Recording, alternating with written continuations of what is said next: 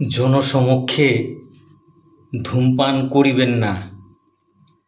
আধুনিক যুগের এই ক্যাম্পেইনটি কতই তো দেখেছেন না বন্ধুরা। গঙ্গা রিড থেকে আমি আছি আপনাদের সাথে।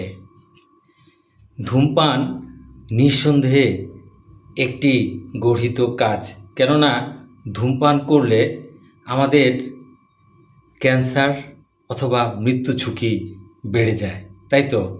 সেই জন্য জনসমক্ষে কেউ যেন ধূমপান করতে না পারে, এর জন্য আধুনিককালে অনেক ক্যাম্পেইনই তো আমরা দেখি তো। এই যে জনসমক্ষে ধূমপান করা যাবে না এই সংক্রান্ত আধুনিককালে যে ক্যাম্পেইন, এই ক্যাম্পেইনটি পৃথিবীতে প্রথম কে চালু করেছিল সেটা কি আমরা জানি না।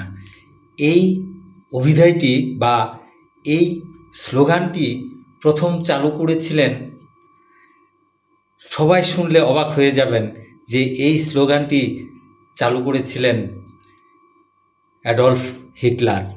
জি, ঠিকই শুনেছেন, জনসমক্ষে ধূমপান করা যাবে না আধুনিক যুগের এই ক্যাম্পেইনটির উদ্যোক্তা কিন্তু হিটলার। ধন্যবাদ।